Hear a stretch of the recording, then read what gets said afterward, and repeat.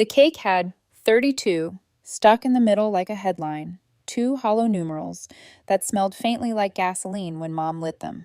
Tradition, she'd said, like we were a dynasty, and not just five people who forgot how to look each other in the eye between holidays. I'm Corliss Patterson, 32, marketing coordinator, soon to be something else, though I didn't know it yet, at a nonprofit that nudges cities towards sustainability. Nothing flashy, but honest. Mom had laid out the good plates, which always meant someone was trying to prove something. My older sister Diana, 35, arrived late, glittering in I'm important beige, with her husband Andrew behind her, balancing a squirmy toddler on one arm and a gift bag in the other. Diana is VP of Sales at a tech startup that had raised $12 million in Series B funding. She says the number like it's part of her name. Mom kissed Diana on the cheek like she'd just returned from war. Dad clapped Andrew's shoulder. I got the third hug, the one you give a neighbor's nice kid. We sat. Mom brought the pot roast. Dad poured wine. The table hummed with the sound of a family, trying to assemble itself from memory. Diana started first, of course. We're projecting 20% growth, she said, spearing a dry carrot like it was a KPI. Investors are ecstatic. We might even open a second office. Mom beamed. Where? Austin, Seattle? Maybe both. Diana shrugged, like opening offices was a casual hobby. Andrew smiled the fixed smile of a man who knows his wife is wind and he is weather vane. Mom remembered me like a thought she'd left in another room. Corliss, sweetheart, how's work? Good, I said evenly. We just finished a downtown campaign to reduce single-use plastics. Got some decent press. Oh, that's nice, she said, the tone you use for complimenting folded laundry. Diana swirled her wine. Still saving the world one reusable straw at a time? She smiled. Light, harmless.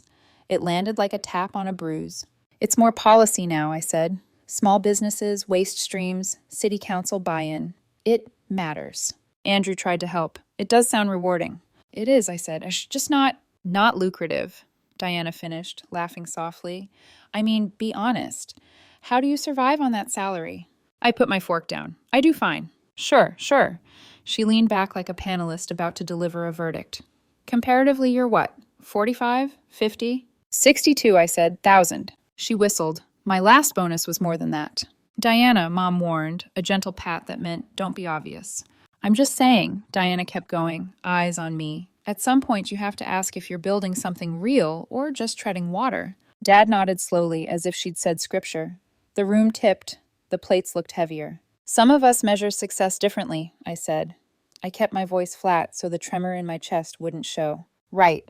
The whole fulfillment over finances thing, she said. Super noble. But you're 32, Corliss. You could still pivot. I could put in a word somewhere. An entry-level role. Growth potential. Entry-level at 32, I said. How generous. She lifted her glass. And suit yourself. I just hate to see you stuck. The word hovered like smoke you can't fan away. Stuck. Mom clapped her hands. Cake? The cake was store-bought, sweet in the way that makes your teeth ache. Mom pressed the numerals into the frosting, lit them, and everyone did that half-hearted happy birthday that never lands in the same key. I made a wish I didn't say out loud. Stop making me small. Diana clapped. Another year older, another year wiser. Or just older, I said. She laughed like I had delivered the punchline she wanted. Andrew showed Mom photos of their Napa trip and a $300 bottle of wine they'd simply had to try. Dad poured another glass. I finished my slice, drank water to rinse the sugar, checked the time. I should head out, I said, standing. Already? Mom blinked. Early morning tomorrow. On a Saturday? Diana raised a brow. Not all of us have flexible schedules. Ouch, she added, grinning. Kidding. I thanked Mom for dinner, hugged Dad, waved at Andrew, nodded at Diana. The toddler waved a crumb fist at me like a benediction. I left. In my car, I sat with the engine off, hands on the wheel, staring at nothing. Dead-end career, stuck, treading water. The words were an echo you can hear through walls. At home, my apartment smelled faintly of basil and laundry soap. I poured a small drink, opened my laptop, and, maybe out of pettiness, maybe self-defense, Googled Diana's company.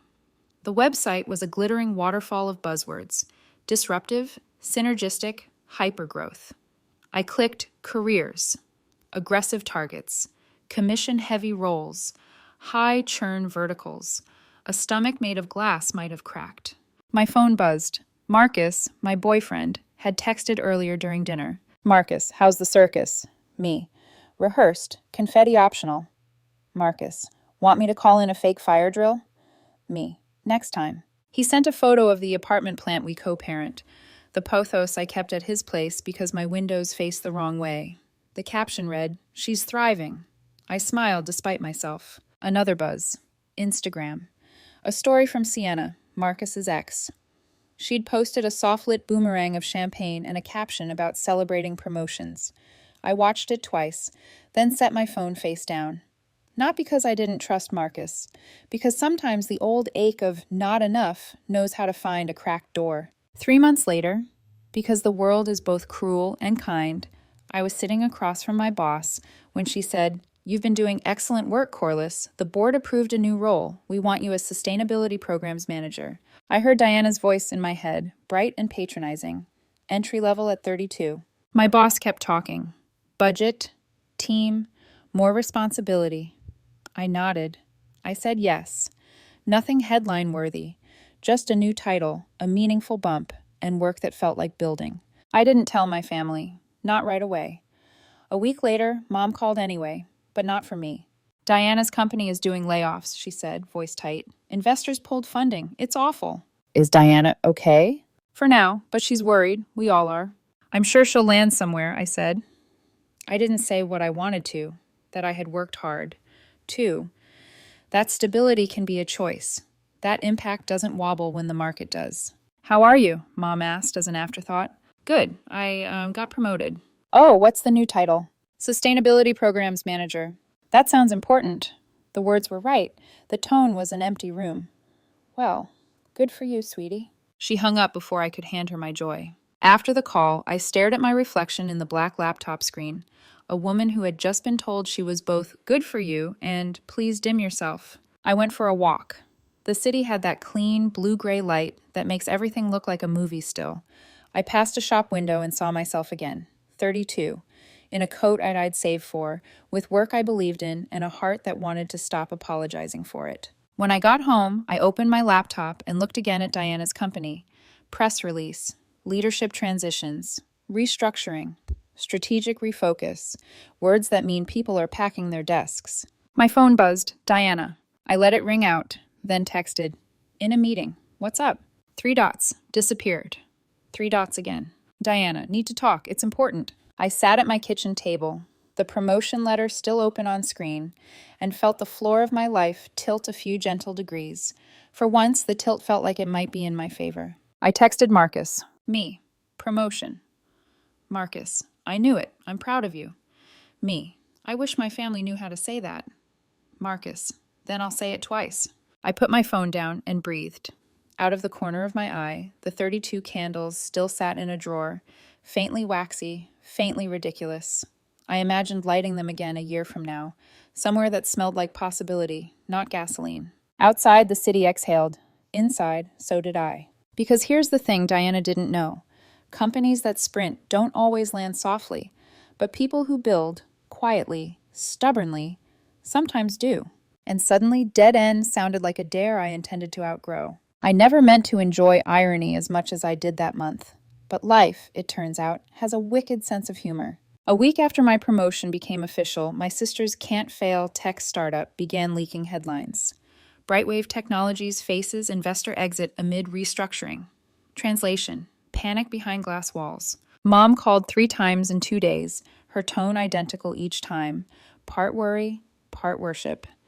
"Diana's been so strong through it all," she said, as if enduring a self-made storm were an act of sainthood.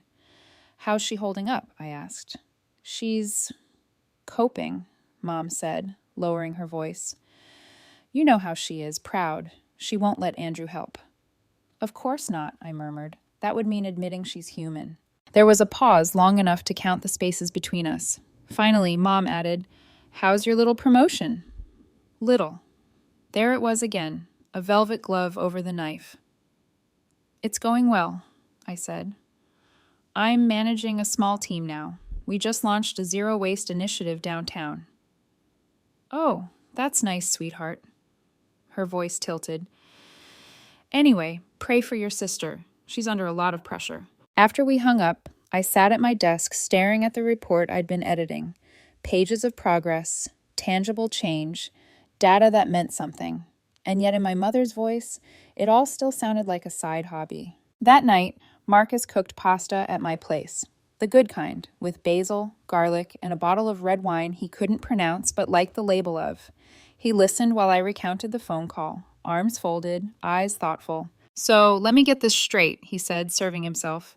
You get promoted, your sister loses her job, and your mom's main takeaway is that you should be worrying about her? Pretty much. That's a family classic. I know. You're allowed to be proud, Corliss, he said. You don't have to make yourself smaller so other people feel bigger. I smiled into my glass. Tell that to my mother. I would, but I like living. That made me laugh. Loud. The kind of laugh I hadn't heard from myself in months. The sound of someone reclaiming air. 2 weeks later, my phone lit up with an incoming call. Diana. I hesitated, then answered. Hey, she said, her tone too casual. Got a second? Sure, what's up? I, wanted to ask you something. Don't make it weird. Okay. You still at that nonprofit, right? Still am. Are they hiring? I froze. There it was. The universe's full circle smirk. She kept talking, filling the silence. I know. You probably don't have anything glamorous, but I just need something stable for now. I'm sending out applications everywhere. Andrew's freelancing. Daycare's eating our savings. Her voice cracked, a small, involuntary tremor. I just need to land somewhere until things turn around, she finished. I swallowed the lump in my throat. Sure, Diana. Send me your resume. I'll pass it to HR. Relief flooded her voice. Really? Thanks, Corliss. I owe you one. No need. Just send it over. When the email arrived later that night, I opened it. Her resume was a masterpiece of selective memory. Led cross-functional teams meant she'd CC'd people on emails. Drove revenue growth by 40% was technically true, if you included the quarter before the collapse. Spearheaded innovative campaigns was code for posted inspirational quotes on LinkedIn. I hovered over forward. For a moment, a petty part of me, the child who sat through years of comparison, wanted to delete it. But the adult in me clicked send, typing a short note. My sister is looking for opportunities. She has sales and marketing experience. Please let me know if there's a match. Professional, neutral, no drama. A week later, I got called into my boss's office. She smiled when I walked in. Corliss, sit down. I've got 2 things for you. Good or bad? Good, I think. First, HR reached out. Your sister applied. I braced myself. They don't have an opening that fits her skill set right now, but they'll keep her resume on file. I nodded slowly. Okay. Thanks for letting me know. And second, she added, the executive board approved a new international pilot program, Paris. My heart stuttered. Paris? France, yes. I blinked. As in, the Paris? She laughed. The one with the Eiffel Tower. We're expanding the Zero Waste Initiative with European partners, and we need someone to lead it. Someone who knows our mission, who can build relationships across cultures, manage budgets, and adapt fast. My throat went dry. You're our first choice, Corliss. It's a 2-year commitment. Full relocation package, housing stipend, salary bump. When would it start? 3 months. 3 months. 3 months to decide if I was brave enough to stop being the reliable one and start being the visible one. That night, I met Marcus for dinner. He saw my face before I said a word. What happened? Paris happened. He nearly dropped his fork. Wait, Paris? Apparently so. He grinned. That's incredible. It's terrifying, I admitted. You'll handle it. You always do. What if I fail? Then you'll fail in Paris, which is still better than most people do. I laughed. But underneath the humor, a question pulsed. Would my family even care? Or would they treat this like another hobby gone too far? 2 days later, HR emailed me. Thank you for the referral. Unfortunately, there are no openings at this time. I forwarded it to Diana with a simple note. Sorry, sis, maybe something later. Her reply came fast. Seriously, I thought you had some pull there. I stared at the screen. Pull? I typed back. I'm a manager, not the CEO. She left it on read, and that was that. That weekend, Mom called again. Her voice was lighter this time, like she'd been practicing optimism. Corliss, how's work, honey? Good. That's nice. Oh, by the way, Diana mentioned she might apply at your company. Did you hear? I did. She didn't get it, huh? No. HR didn't have anything that fit. Well, Mom sighed. Just try not to mention anything exciting right now, okay? She's sensitive. Exciting? I asked. Oh, promotions or big projects. You wouldn't want to make her feel bad. There it was again, the unspoken rule of my family. Diana's feelings were porcelain. Mine were floor tiles. Sure, Mom, I said quietly. I'll keep that in mind. But I didn't, not this time, because for the first time in years, I had something worth saying out loud. And no one, not my mother's guilt, not my sister's envy, was going to stop me from saying it. When the official offer letter landed in my inbox, I just sat there staring at it, like it might vanish if I blinked. Lead coordinator, European Zero Waste Initiative, Paris office. Those words didn't feel real. They felt like something that happened to other people. The bold ones, the ones who didn't worry about disappointing everyone around them. The next day, I printed the letter and tucked it inside my journal. I told no one, not yet. A week later, Marcus found me sitting cross-legged on the couch, laptop open, frozen mid-email draft. You've been staring at that screen for 20 minutes, he said gently. You okay? I'm supposed to reply to confirm the offer, I said. But once I do, everything changes. He sat beside me, eyes warm. Maybe that's the point. 2 years in Paris, Marcus, away from family, friends, everything familiar. Everything familiar hasn't exactly been kind to you, he reminded me softly. I smiled, small and sad. You're not wrong. He brushed a thumb over my hand. You'll thrive there, Corliss. I'll visit. We'll make it work. I believed him. I wanted to believe him. 2 nights later, Mom called again. This time, her tone brisk, clipped. So, your sister says you got some kind of opportunity? She said, as if the word opportunity were mildly contagious. Yeah, the nonprofit's opening an office in Paris. They asked me to lead it. Silence, then a short inhale. Oh, Paris. Well, that's something. It's a big step, Mom. I can imagine. You'll be so far away. You're sure you want to leave everything behind? I think it's time, I said. Her version of I disapprove but can't say it outright. Then, after a pause, maybe just don't tell Diana yet. I blinked. Why? She's in a fragile place. You know how she gets when she feels overshadowed. I laughed softly, not kindly. Mom, I can't keep hiding good news because my sister might be jealous. I'm not saying hide it, sweetheart. Just be sensitive. The words landed like lead. Be sensitive. Translation. Dim your light so hers doesn't look dull. But fate has terrible timing. Diana found out anyway. I was grabbing coffee the next morning when my phone buzzed. Incoming call. Diana. I almost didn't answer. Almost. Morning, she said flatly. No small talk. No warmth. So, Paris? Yeah, how did you... Mom told me. Ah. Congratulations, she said, and the word was heavy with all the syllables she didn't say. Thanks. How long? 2 years. Wow, that's bold. I guess. Leading an office, huh? Impressive, especially for a nonprofit. The way she said nonprofit made it sound like charity case. I tried to keep my tone steady. It's an expansion project. They trust me with it. Sure, I mean if that's what you want. You always were sentimental about your work. Something in me snapped. You mean proud of it? She went quiet. Then, don't get defensive. I'm trying to be supportive. Are you? Another silence.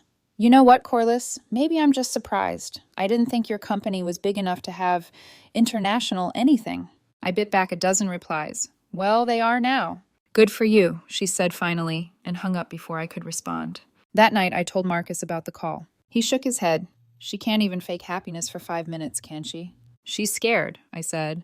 Her world's collapsing, and mine's not. You're allowed to let it be her problem. I smiled. I know, but old habits die hard. A week later, my boss called.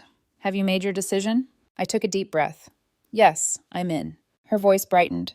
Wonderful. We'll start visa paperwork next week. When I hung up, I just sat there, dizzy. The reality sank in slowly, like dawn through fog. Paris. For the first time in my life, I'd be leading, not following. Building, not apologizing. 2 months before my flight, Mom decided to host a small farewell dinner. She called it a family send-off. I called it an obligation.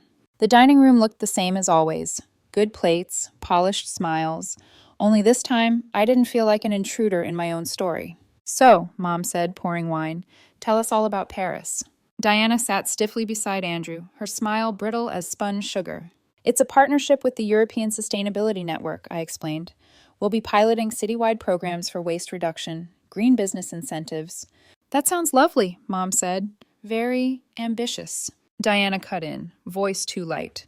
Do they even speak English in that office? Andrew winced. Diana. What? It's a fair question. You barely speak French, Corliss. I'm learning, I said. Besides, sustainability is a global language. She snorted softly. Cute slogan. You should print that on a tote bag. I stared at her. You don't have to belittle everything I do. I'm not belittling. I'm being realistic. Realistic about what? That someone like me can't succeed without your permission? Stop twisting my words, she snapped. Mom jumped in, panicked. Girls, please, not tonight. The silence that followed was thick and ugly. Then Dad cleared his throat. We're proud of you, honey. Paris is a big deal. It was the first time anyone in that house had said proud and you in the same sentence. For a moment, the air softened. Even Diana looked away, blinking too fast. That night, as I packed another suitcase, Marcus called. So how'd it go? Messy, I admitted, but Dad said he's proud. That's new. Progress, Marcus said. Sometimes change starts with one decent sentence. I smiled. Maybe. And what about you? He asked. When are you going to start being proud of yourself? The question landed deeper than I expected. I looked around my small apartment, the desk cluttered with notebooks, the half-zipped suitcase, the pinned photo of Paris glowing under lamplight. I think, I said quietly, I already am. 3 weeks later, HR confirmed my relocation package. A week after that, the ticket arrived. I stared at my name on the itinerary. Corliss Patterson, Flight 278 to Paris, departure 8:35 p.m. Diana hadn't called since the dinner. Mom sent a few guilt-tinged texts. Dad emailed me a list of travel safety tips he'd copied from some blog. And for the first time, I felt strangely free. Not lonely, not guilty, just free. As if I'd finally stopped being the quiet one at the loud table and started becoming the author of my own volume. The night before my flight, Marcus came over with takeout and a small gift bag. Inside was a delicate silver bracelet engraved with 2 words. Keep building. I looked up, eyes glassy. It's perfect. He smiled. You are. I kissed him, long and grateful. Outside, the city pulsed with rain and neon. Inside, my world was shifting, louder now, brighter, unashamed. And somewhere between fear and flight, I realized something. You don't need everyone to believe in you. You just need to stop asking for permission. The flight to Paris came and went in a blur. Turbulence, paperwork, the metallic hum of a new life starting at 32. The first few weeks were chaos. My French was terrible, the office was small, and the espresso machine hissed like it had opinions. But the work, God, the work, lit something in me I hadn't felt in years. Every morning, I'd walk across the Seine with a croissant in one hand and a notebook in the other. The city felt alive in ways I hadn't known cities could. It wasn't glamorous. Not really. It was ordinary magic, the kind that grows out of doing something that matters. Still, every night I checked my phone, waiting for a message that never came. Diana hadn't reached out. Mom sent generic texts. We miss you, sweetheart.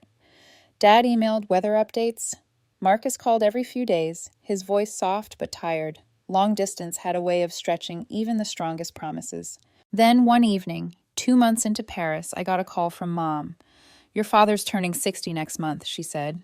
We're having a little backyard barbecue. You'll be home by then, right? I wasn't planning to, I admitted. Corliss, please. It's his 60th. Just a weekend. I hesitated, then sighed. Okay, I'll come. The night I landed back home, the air was thick with summer humidity and nostalgia I didn't ask for. Dad's birthday barbecue was the next afternoon. Burgers, paper plates, family pretending everything was fine. When I arrived, Mom hugged me too tight. We're so proud of you, honey, she said automatically, like she was practicing the line in case anyone was recording. Dad grinned, the kind of grin that forgives without asking what for. Then I saw her, Diana, standing by the grill in cut-off shorts and a blank stare. I walked over, hands awkwardly in my pockets. Hey, I said, hey. She flipped a burger, eyes on the fire. Need help? I'm good.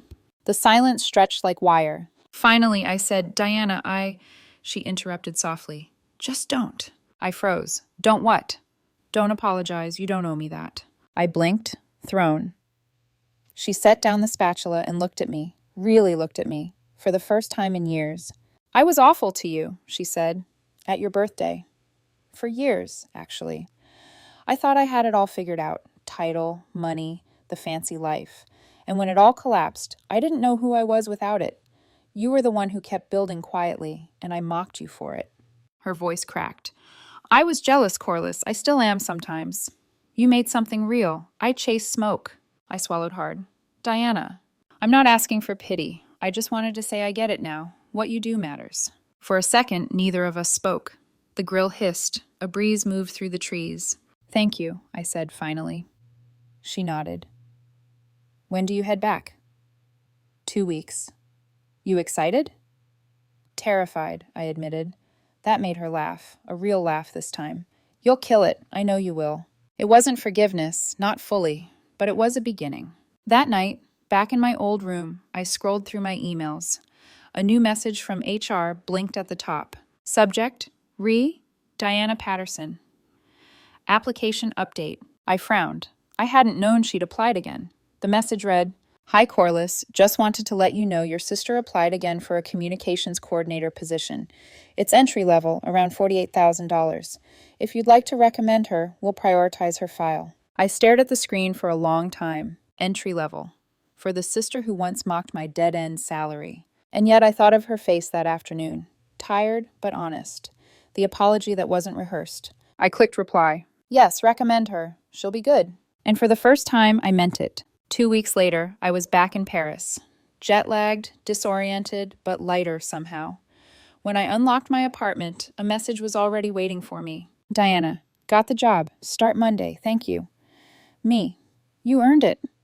Diana, did I though? Me. You will. She didn't respond.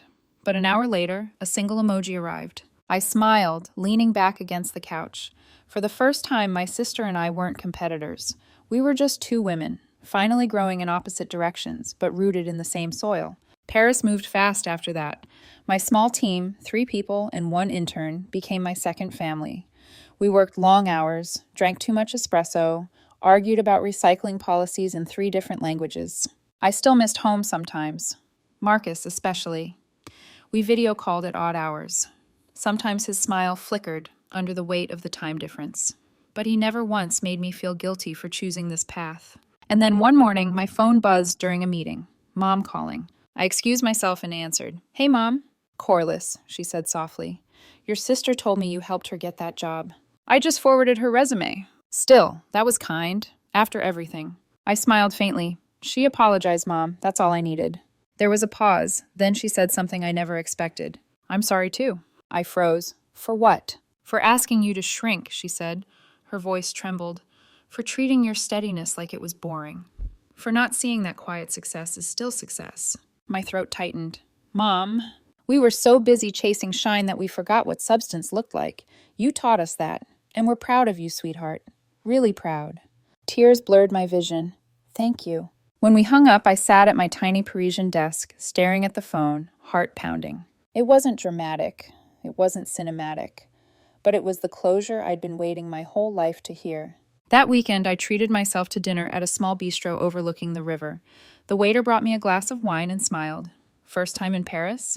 I grinned. Feels like the first time I've really been anywhere. And for once, I wasn't thinking about who noticed, or who didn't. Because maybe the point was never to win anyone's approval. Maybe it was simply to build something solid enough that no one could take it away again. By month 8, Paris had stopped feeling like a postcard and started feeling like real life. The mornings were early, the meetings relentless, the French bureaucracy mildly sadistic, but I loved it. Every deadline, every debate, every late-night project made me feel like I was exactly where I was supposed to be. Then one morning, an email landed in my inbox that made my stomach twist. Subject: Opportunity with Brightwave Technologies, Restructured Division. Brightwave, Diana's old company.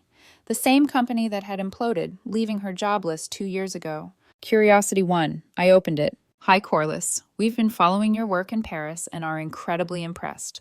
Brightwave is reopening under new ownership, and we're launching a sustainability division. We'd love to discuss a VP-level position with you.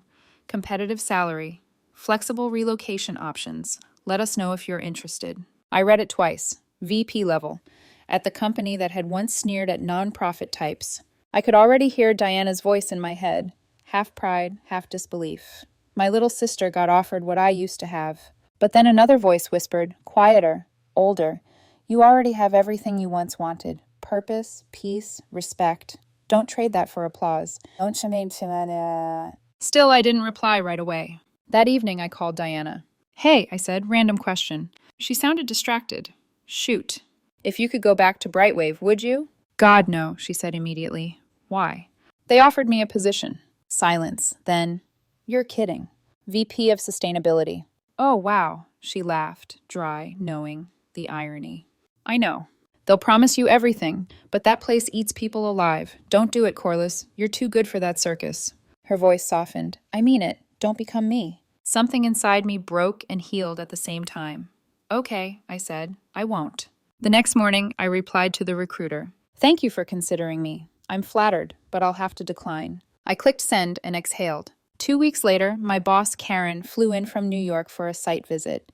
We had dinner at a cozy little place near Montmartre. Red wine, soft jazz, a rare evening off. So, she said, cutting her steak, how's Paris treating you? Better every day, I said. I finally stopped getting lost on the metro. She smiled. Good, because we're thrilled with your work. The board is considering extending the Paris office permanently. My fork paused midair. Seriously? Seriously. And if that happens, we'll need a director to oversee both the European and North American operations. I blinked. That's big. Think about it, she said. We'd love for you to be that person. My chest tightened, part excitement, part disbelief. Thank you, I said quietly. I will. Karen raised her glass. To women who build instead of chase. I clinked mine against hers. To that. That weekend, Marcus flew in to visit. We hadn't seen each other in 6 months. Screens had turned us into pixel versions of ourselves. Seeing him in person again felt both familiar and strange, like finding a favorite sweater you'd almost forgotten you owned. He met me outside my apartment, suitcase in hand, grin wide. Bonjour, Mademoiselle Patterson. Terrible accent, I said, laughing, but points for effort. He kissed my forehead. I missed you. The first 2 days were magic. Tourist stuff, wine, laughter, pretending we were just any couple on vacation. But by the third day, reality crept in. We were walking along the river when he said, So, how long do you think you'll stay here? At least another year, maybe longer if the office becomes permanent. He nodded slowly, eyes on the water. Right.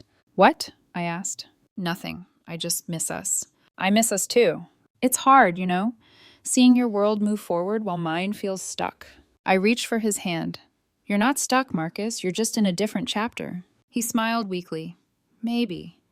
Or maybe I'm the supporting character in yours. I didn't know how to answer that. That night, after he fell asleep, I scrolled through his phone pictures. Nothing invasive, just the ones he'd shown me before. Trips, dinners, his coworkers. Then I saw one I didn't recognize. Him at a cafe with Sienna, his ex, laughing. The timestamp read 3 weeks ago. My stomach dropped. When I asked him about it the next morning, he sighed. She stopped by the office. It was nothing. I didn't ask if it was something, I said quietly. I asked why you didn't tell me. He rubbed his temples. Because I knew you'd overthink it. Then why give me something to overthink? We stood in silence for a long time. The city outside our window glowed pale gold, too beautiful for the conversation we were having. Finally, I said, maybe we're both too busy building different worlds. He nodded slowly. Maybe. When he left 2 days later, we didn't say break up. We just said take care. But sometimes, silence is the clearest ending there is. The next Monday, I walked into work, exhausted but certain. My life wasn't falling apart. It was refocusing. Karen called me into her office after lunch. Corliss, she said, the board approved the extension. Paris will stay open, and they want you to lead it permanently. My breath caught. You're serious? As serious as a carbon report, she said, smiling. I laughed, and for the first time in weeks, it felt easy. Thank you, I said, voice trembling just a little. You won't regret it. I know, she said. That's why I chose you. That night, I walked home alone, the city alive around me. Somewhere between heartbreak and success, I realized this. I didn't need to be loved to feel whole. I just needed to keep building. I texted Diana before bed. Paris office is now permanent. They made me director. Her reply came instantly. That's incredible, Corliss. You deserve it. And for once, I believed her. 6 months into my new role as Paris director, my days had become a rhythm of controlled chaos. Meetings across time zones. Reports written half in French, half in English. Coffee cups lined like trophies along my desk. And then, one Tuesday morning, a message arrived that cracked the rhythm clean in two. Subject: Expansion, Opportunity, North America. I opened it. Dear Ms. Patterson, the European Sustainability Network has decided to expand operations into North America, New York, Toronto, and San Francisco. We need someone who understands both our European pilot and the U.S. structure. Your name was unanimously recommended. Position: Director of North American Operations. Base: New York. Compensation: competitive. Very competitive. We'd like to discuss an offer. I reread it 3 times, my pulse climbing with every line. Director, North America. The next chapter was knocking, and it was louder than ever. That night, I called Diana. She picked up on the second ring, her voice bright. Hey, superstar, what time is it over there? Late, I said, smiling. But I had to tell you something. What's up?